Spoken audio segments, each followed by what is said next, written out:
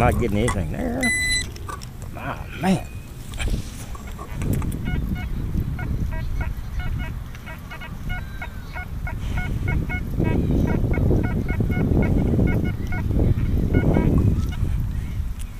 Don't tell me I missed it by that much.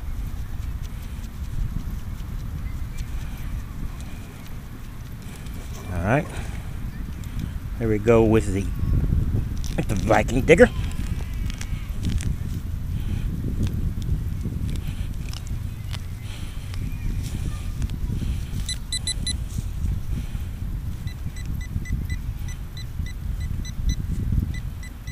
Yeah, that's pretty good.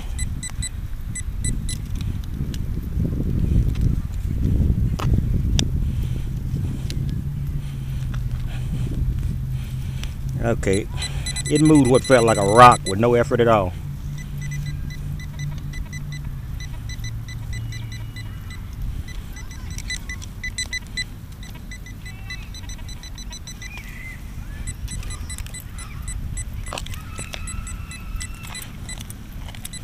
Okay.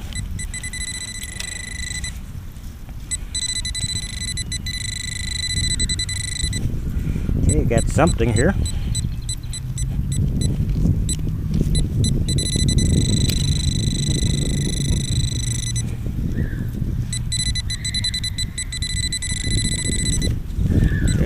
Okay.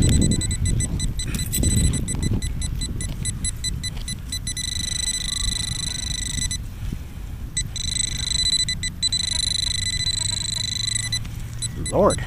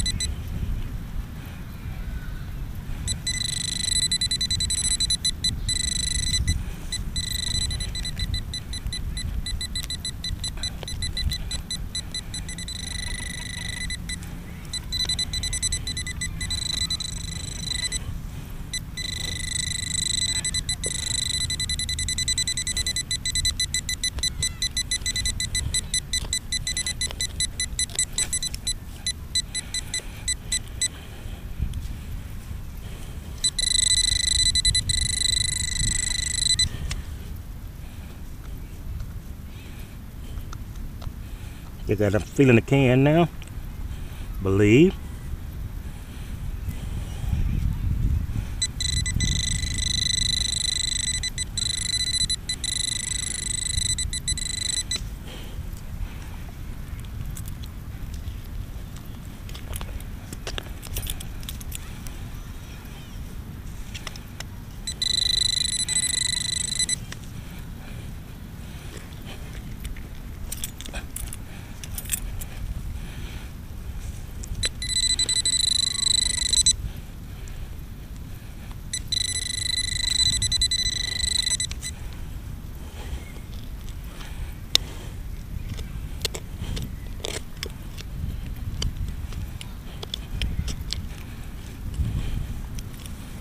Okay, here it is.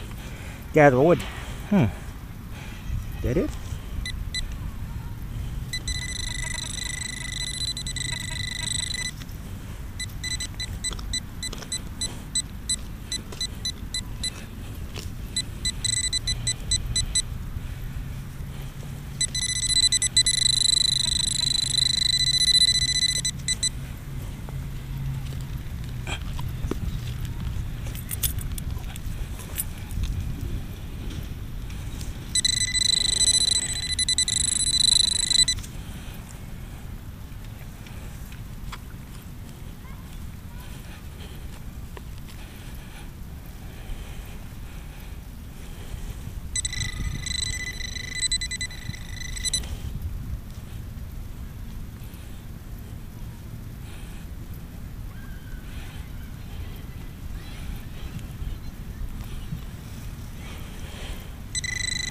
Alright guys, I'm feeling a can now, so I'm not going any further, but see if I can put this ground back together.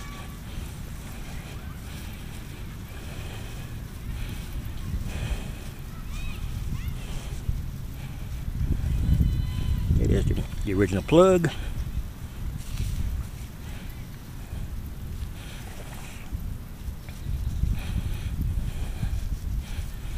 Guys, considering I had to go down about 10 inches on that to reach that can, which I knew at a point, but I just wanted to see how deep I could go and fast I could go with this digger.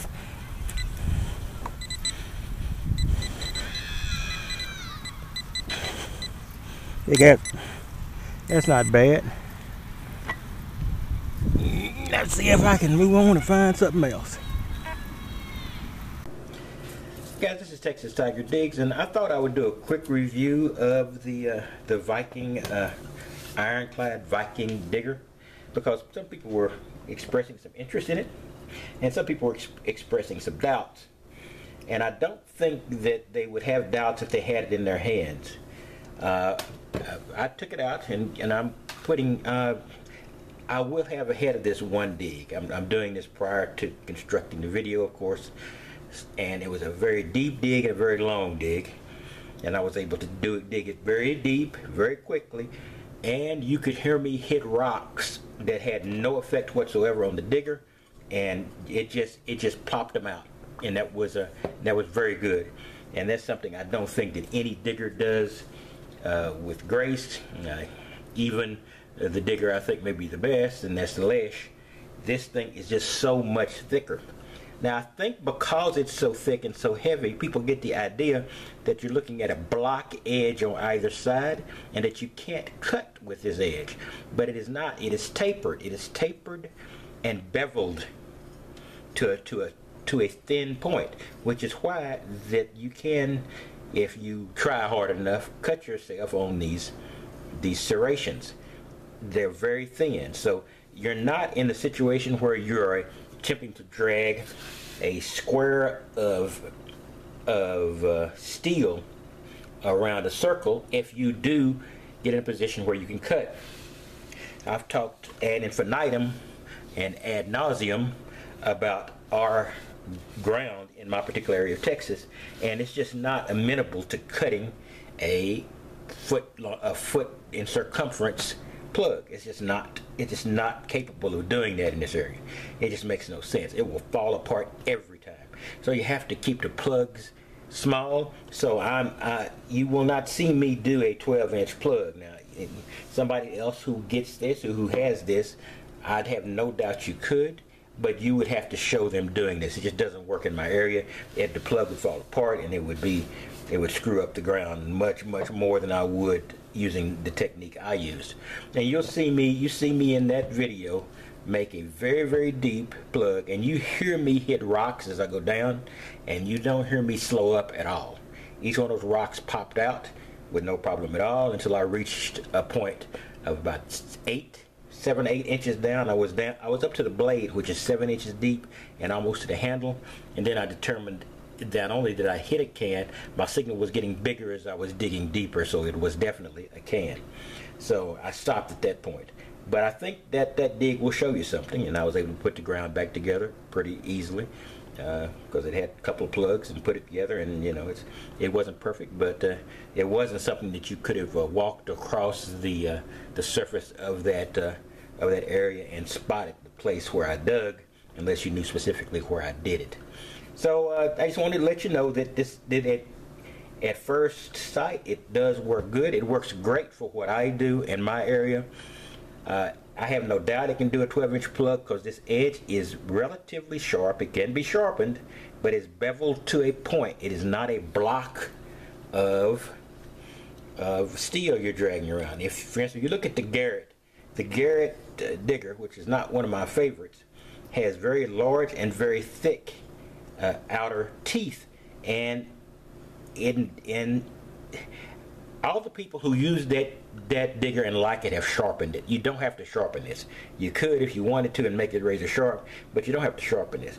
And being stainless steel, it's not going to dull through normal use for a very, very long time cutting through soil. In any case, that's all I got. I just want to tell you I had a very good experience first out with the Viking digger. So if you are interested in it, it was an eBay purchase. I'm not sure how many more are available or whether it's in wide distribution, but I did read it in other parts of the internet. So I hope there's a manufacturer process, and it's going to be an ongoing process.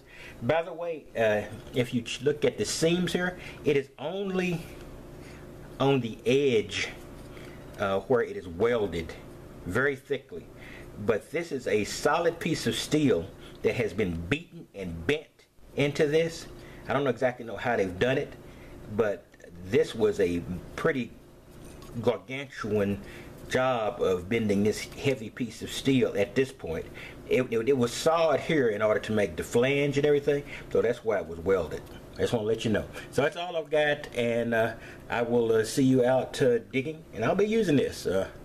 I'll be carrying my my other tool, my Predator tool, the one that looks like a small shovel, and this out for a while, because I think they're going to make a good team, and who knows, this might be able to go solo. I'll just have to see how it works in all the range of dirt and soil in my area. This is Texas Tiger Digs, and that's my end of my review of the Ironclad Viking Digger.